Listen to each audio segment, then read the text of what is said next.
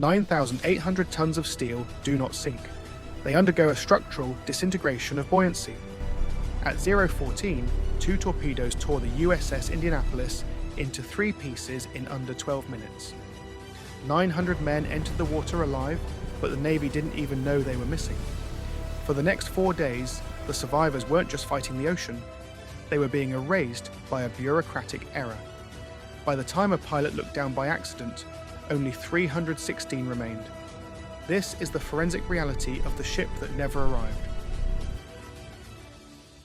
The isolation of the USS Indianapolis was a product of administrative invisibility. Because the ship was on a top-secret mission, delivering components for the atomic bomb Little Boy, its movements were compartmentalized. When the ship failed to arrive at Leyte Gulf on July 31st, no alarm was triggered. The port authorities assumed the vessel had been diverted, as the Navy's tracking system did not require a report for non-arrival. This created the unforgiving variable. The survivors were not lost because, according to the official record, they were not missing. The geography of the site offered no mechanical reprieve.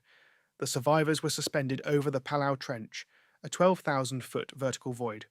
There was no land within 250 miles. The water temperature averaged 29 degrees Celsius, a figure that suggests comfort but actually initiates a slow, or caloric drain on the human core. The surface was coated in a thick, caustic layer of fuel oil that infiltrated the lungs and eyes of every man in the water. In the first hour, the struggle was not against the Japanese Navy, but against the physics of a 12-minute sinking that left no time to deploy lifeboats. The human system aboard the USS Indianapolis was composed of 1,195 specific functions. The crew was an amalgamation of specialized labor: sonar technicians, gunners' mates, boiler operators, arm and stewards. The average age was 19. These were men trained for the mechanics of a heavy cruiser, the calibration of 8-inch guns, and the maintenance of steam turbines, not for the biological endurance of open sea immersion. Their presence in the Philippine Sea was dictated by a singular, high-priority cargo, a lead-lined container and a 15-foot projectile. They had delivered the internal components of the Little Boy atomic bomb to Tinian Island just days prior. Having completed the most significant logistical task of the war, the ship was transitioning to a routine training mission in the Philippines. The equipment inventory at the moment of impact was deficient. Standard naval protocol relied on the ship itself as the primary survival craft. The secondary layer was the kapok life jacket. The kapok vest is a canvas garment, packed with a moisture-resistant vegetable fiber. It is designed to provide 48 hours of continuous buoyancy before the fibers begin to saturate and lose their lift. It was not engineered for a 5-day ordeal. Because the ship sank in 12 minutes, the majority of the 35 life rafts remained lashed to the deck or were dragged down by the suction of the hull. The transition from sailor to survivor was immediate and technical. The men found themselves in a light swell, oars their uniforms instantly heavy with seawater and slick with the ship's spilled bunker sea fuel oil. This oil acted as a chemical irritant, causing immediate corneal clouding and respiratory distress. As the sun began to rise on July 30th, the scope of the disaster narrowed from a global military operation to the individual's pulse. The survivors began to coalesce into pods, clusters of men tied together by life jacket straps or interlocked arms. This was a tactical attempt to create a human raft, a configuration intended to provide psychological stability and a collective heat signature. However, the inventory was grim. No fresh water, no rations, and a buoyant lifespan that was already ticking towards zero. The destruction of the USS Indianapolis was a failure of the ship's internal nervous system. At 0:14, the two Type 95 torpedoes travelled at 48 knots, striking with a combined explosive force of 1,000 kilograms of Shimose powder. The first impact at the bow instantly severed the anchors and the forward berthing areas, killing approximately 300 men in their sleep. The second impact at frame 60 blew out the ship's electrical heart. In a span of 0.6 seconds, the internal communications, the sound-powered phones, and the general alarm went dead. This mechanical silence created a lethal information gap. On the bridge, Captain Charles McVeigh attempted to issue an abandon ship order. but the command could not travel through the severed wires. Men in the engine rooms and lower decks remained at their stations, waiting for orders that would never come, while the bow, missing its structural tip, began to scoop up the Philippine Sea at a rate of hundreds of tons per second. The ship was no longer a vessel, it was a 600-foot lever, with the stern rising vertically into the air as the forward compartments flooded.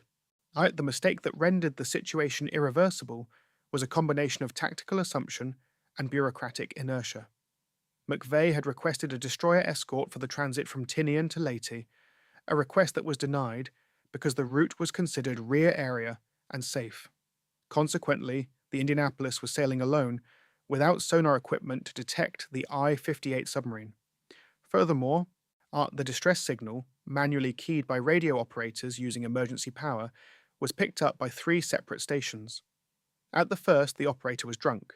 At the second, the commander had ordered his men not to disturb him. At the third, it was dismissed as a Japanese ruse. By 0:30, the ship was gone, the signals were ignored, and the abandoned ship order had been completed not by command, but by the physics of gravity. By 1 o'clock on July 30th, the survivors were no longer a crew. They were a dispersed collection of biological units in a high-density saline environment. The immediate tactical priority was the maintenance of buoyancy. The group had separated into 3 main clusters and hundreds of isolated individuals, spread over a debris field stretching several miles. For those without life rafts, the vast majority, the only equipment was the kapok life jacket. As the sun rose, the first mechanical failure of the survival gear became apparent. The kapok fibers, while initially buoyant, began to compress under the weight of the waterlogged cotton and the men's own bodies. Resource management was non-existent. The rapid sinking had prevented the recovery of Gibson Girl emergency radios or fresh water casks. The inventory for most men consisted of the clothes on their backs, and in some cases, a 1.5-inch whistle or a signal mirror. The first 24 hours were defined by the pod mechanic, men linking arms to create a collective buoyancy. This was a physical necessity to prevent the dead weight effect, where a sleeping or exhausted man's head would drop into the water, triggering secondary drowning. The environment introduced its first chemical variable, bunker sea fuel oil. The oil, a thick black residue from the ship's ruptured tanks, coated the surface in a 2-inch slick. It was not merely a pollutant, it was a sensory depressant. It clogged the pores, preventing the body from sweating and regulating heat, while the fumes induced a state of chemical nausea. Men began to vomit, further depleting their internal hydration levels before the first day had even reached its meridian. By sunset of the first day, the initial shock had been replaced by a realization of the unforgiving variable. The water was not receding, and the horizon remained a perfect, unbroken 360-degree line of empty blue. As the ordeal entered its second and third days, the survivors' bodies transitioned into a state of acute hyponatremia. The tongue begins to swell, the throat constricts, and the saliva becomes a thick, sticky paste. In this state of extreme thirst, the saltwater temptation became the primary cause of death. Despite repeated warnings from officers, men began to drink the Philippine Sea. The technical result of ingesting high salinity water is a catastrophic osmotic shift. The salt pulls water out of the body's cells and into the gut, leading to rapid dehydration, explosive diarrhea, and immediate renal failure. Within hours of drinking, a man's pulse would skyrocket, followed by a violent, terminal delirium. The second variable was the introduction of Carchahinus longimanus, the oceanic white-tip shark. These predators are scavengers of the deep ocean, evolved to detect low-frequency vibrations and the scent of blood over vast distances. The sharks did not initiate a mass-feeding frenzy. They practiced a selection mechanic.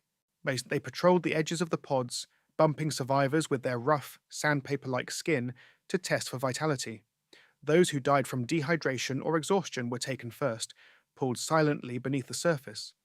However, as the blood in the water increased, the sharks began to strike the living. The survivors were forced into a state of perpetual vigilance, kicking and splashing to disrupt the sharks' sensory arrays, a process that consumed vital calories they could no longer replace.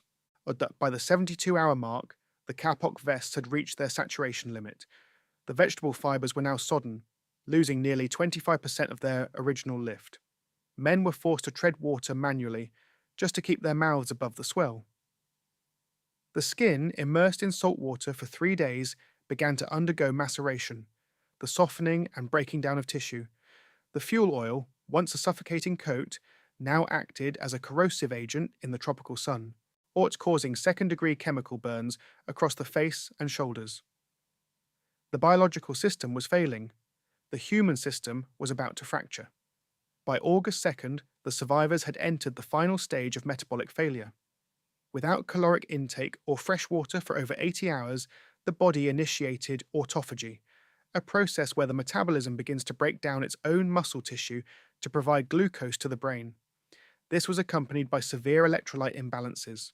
The sodium levels in the blood reached toxic proportions, leading to photophobia, an extreme sensitivity to light, where the glare of the sun on the water felt like physical needles striking the retinas. The technical breakdown of the skin was now total. Saltwater ulcers, known as sea sores, covered the men's legs and groins, where their uniforms rubbed against their softened flesh. These open wounds acted as beacons for the remaining sharks and entry points for infection.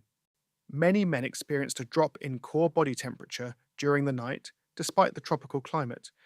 Without fat reserves to burn for heat, the survivors began to experience stage 1 hypothermia, characterized by uncontrollable shivering that further exhausted their remaining glycogen stores. The buoyancy limit was finally reached. Hundreds of men, whose kapok vests no longer provided lift, simply lacked the muscular strength to continue the mechanical action of treading water. They became floaters, men who were technically alive, but whose respiratory systems were failing due to the constant inhalation of salt spray. The social structure of the pods disintegrated. The lack of hydration had caused the brain to shrink within the skull, leading to a state of toxic psychosis. This was no longer a group of sailors. It was a collection of failing organisms, drifting in a graveyard of their own making, waiting for a rescue that, statistically speaking, should never have happened. By the 4th day, the survivors' collective reality underwent a terminal dissociation. In a state of advanced dehydration, the brain's prefrontal cortex, the center of logic and impulse control, begins to malfunction as sodium levels in the blood cross the threshold of 160 milliequivalents per liter. This is the point of cognitive fracture. For the men of the Indianapolis, this manifested as synchronized hallucinations. They did not see ghosts, they saw specific, functional mirages. Dozens of men reported seeing the USS Indianapolis just below the surface, its galleys still serving fresh water and hot coffee. The technical result was a breakdown of the social contract. Men who had spent 3 days protecting one another now viewed their companions as obstacles to these non-existent resources. Island delusions became lethal. Our men would calmly announce they were swimming to a nearby hotel or a mess hall and strike out alone into the deep ocean. Within minutes, the white-tipped sharks, sensing the erratic vibrations of a lone swimmer, would intercept them. In some pods, the paranoia turned inward. Accusations of hidden water, or being a Japanese infiltrator, led to physical altercations among men too weak to lift their arms, often resulting in multiple drownings as the struggling groups lost their collective buoyancy. And clinical psychosis was exacerbated by terminal delirium. As the salt pulled moisture from the ocular fluid, the survivors' vision narrowed to tunnel sight, leaving them unable to track the horizon. The distortion of time became absolute. Minutes felt like hours of rhythmic swelling, while entire nights vanished into a fugue state of shivering and saltwater aspiration. The men were no longer sailors participating in a war. They were biological entities experiencing the final stages of neurological collapse. By the morning of August 2nd, the human system had reached a state of total entropy. The rescue was not a coordinated military operation, it was a statistical anomaly. At 10:25 on August 2nd, Lieutenant Wilbur Gwynn was piloting a Lockheed PV-1 Ventura on a routine anti-submarine patrol. A mechanical fault in his trailing antenna, a copper wire used for radio transmission, forced him to leave his seat and move to the rear of the aircraft to attempt a manual repair. As he looked through the floor hatch to inspect the antenna's deployment, he noticed a dark, irregular shape on the surface of the Philippine Sea. Gwyn initially suspected he had found a Japanese submarine and prepared for a depth charge run. The technical execution of the discovery changed as the altitude decreased. At 300 feet, the submarine resolved into a mile-long oil slick containing hundreds of black-coated human heads. Gwyn's fuel reserves were calculated for a return to Peleliu, but he broke radio silence to broadcast a contact report. 30 men in water, position 11 degrees 30 minutes north, 133 degrees 30 minutes east. This report triggered a frantic, uncoordinated response from nearby vessels. The first surface ship, the destroyer escort USS Cecil J. Doyle, altered course immediately, though it would take hours to reach the coordinates. The extraction was a forensic nightmare. PBY Catalina flying boats arrived first, dropping rubber rafts and freshwater casks. Lieutenant Commander Adrian Marks, piloting one of the PBYs, defied standing orders and landed his aircraft in the open ocean to act as a floating life station. He taxied the plane through the water, pulling survivors from the shark-infested slick and lashing them to the wings with parachute cord when the fuselage became full. By nightfall, the Cecil J. Doyle arrived, turning its 24-inch searchlights toward the sky, a tactical risk in Japanese patrolled waters, to act as a beacon. The final tally was processed with clinical precision. Of the 1,195 men who had been on the manifest 4 days prior, only 316 were pulled from the water. The resolution of the USS Indianapolis was processed not as a tragedy, but as a forensic failure of command. In December 1945, Captain Charles McVeigh was subjected to a general court-martial, becoming the only captain in United States Navy history to be tried for losing a ship in wartime. The technical charge was hazarding his ship by failing to zigzag, despite testimony from Mochitsura Hashimoto, the commander of the I-58 submarine, stating that zigzagging would not have prevented the torpedo solution. McVeigh's conviction remained a permanent mark on the naval record until his death by suicide in 1968. The site of the sinking remained a theoretical coordinate for 72 years. In August 2017, a research team led by Paul Allen utilized the Petrel as a 250-foot research vessel equipped with autonomous underwater vehicles, AUVs. Using side-scan sonar and remotely operated vehicles, ROVs, the wreckage was located at a depth of 18,000 feet, 5,500 meters. The hull rests in a state of high-pressure preservation. The Indianapolis name is still visible on the stern, and the 8-inch guns remain trained toward a horizon that ceased to exist for the crew in 1945. The event fundamentally altered the Navy's movement report system. Today, a vessel's non-arrival triggers an immediate, automated search and rescue SAR protocol, removing the unforgiving variable of administrative invisibility that killed nearly 600 men through neglect. The Philippine Sea is now a monitored corridor of global trade, but at 11 degrees 30 minutes north, the water remains a chemically neutral tomb. The 316 survivors left a legacy of biological endurance that redefined the limits of human immersion. The ship rests in total darkness, a 9,800-ton monument to a secret mission and a catastrophic silence. The ocean has reclaimed the steel, but the record of the 12 minutes remains unchanged.